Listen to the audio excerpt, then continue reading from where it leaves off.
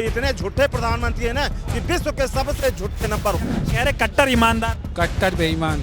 उद्धार है, उन्होंने देश का विनाश कर दिया। अगर कुछ किया होता तो वो विकास की बात करते हैं। मंगलसूत्र वो अपनी औरत का नहीं रख पाए हैं तो हमारी बहनों का मंगलसूत्र का क्या ख्याल कर पाएंगे। दूसरे मुद्दे तो उनके पास केवल दो ही हैं, हिंदू मुसलमान और उसके बाद पाकिस्तान। इस देश के खून पसीने का पैसा इन्होंने जो उद्योगपतियों को दिया है, हमारी बहनों की कमाई उद्योगपतियों को दिया है, उसको उनको लौटाना पड़ेगा। वो 14 से ही झूठ बोलते चले आ रहे हैं और अब ये है कि जनता ने उनका झूठ को पकड़ लिया है। 400 पार पेट्रोल ला रहे हैं, उनका संकेत है। इस वक्त रायबरेली में मौजूद हैं हम लोग और रायबरेली के लोग हमारे साथ हैं, इनसे बातचीत करेंगे, इस माहौल को समझने की कोशिश करेंगे। क्या माहौल देख रहे हैं रायबरेली में?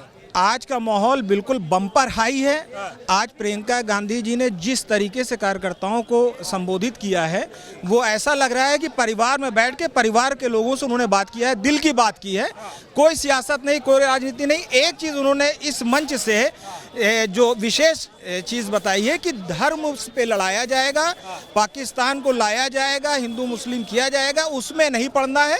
सिर्फ हमें सवाल करने हैं मोदी सरकार से विकास के। लेकिन मोदी जी विकास पे बात कर नहीं रहे, वो दूसरों मुद्दे पे बात कर रहे हैं। तो इसीलिए तो नहीं कर रहे कि उन्होंने कुछ किया ही नहीं है। अगर कुछ किया होता तो वो विकास की बात करते हैं। दूसरे मुद्दे तो उनके पास केवल दो ही हैं, हिंदू मुसलमान और उसके बाद पाकिस्तान। उसके अलावा कोई मुद्दा है उनके पास? लेकिन पहले 14 में विकास के मुद्दे पे आए थे, अब मुद्दा भटक गए। वो 14 में भी झूठ के मुद्दे पे आए थे। उन्होंने जितना भी सरकार की, मनमोहन सरकार पे आरोप लगाए तो एक भी आरोप जो है सिद्ध नहीं हो पाया। वो 14 से ही झूठ बोलते चले आ रहे हैं और अब ये है कि जनता ने उनका झूठ को पकड़ लिया है। लेकिन मोदी जी कह रहे थे, अभी अमित शाह ने कहा कि 4 जून के बाद मल्लिकार्जुन खड़गे टॉर्च लेके ढूंढेंगे, कांग्रेस खत्म हो जाएगी। देखिए, मोदी जी के बारे में तो पहले कह दिया गया है कि झोला उठाएंगे चल देंगे। तो कौन ढूंढेगा, किसको ढूंढेगा, ये पूरा देश जानता है। उनका झोला तैयार है, बस ये है कि वो पैदल नहीं जाएंगे, अपने जहाज से करोड़ वो सब सालों से जाएंगे और वो पूरा देश जान के भर के जाएंगे। मोदी जी मैं कहना चाहता हूँ कि वो जा नहीं पाएंगे और पानी का बूढ़ा भी नहीं बचेंगे।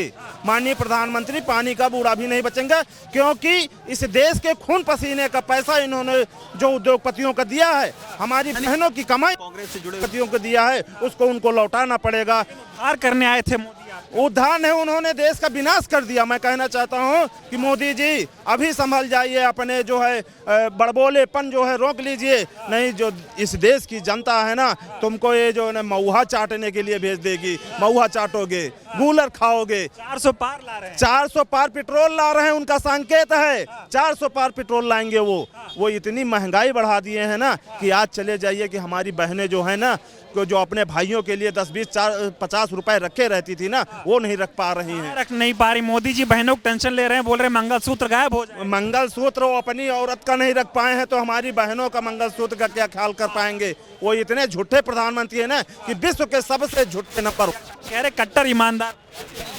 कट्टर बेईमान। देश को गुमराह किया है। इस देश में कभी किसी को ने गुमराह नहीं किया।